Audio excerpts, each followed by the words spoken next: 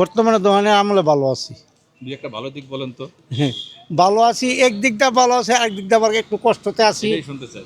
কষ্টতে কোনটা আপনার ইয়ারা দিয়া, এই সন্ত্রাসটা দিয়া চান্দাবাজ দন কষ্টে আছে। বেশি। 200 টাকার চান্দা দোকানে বর্তমানে 800। আপনি কি কোনো ব্যবসা করেন?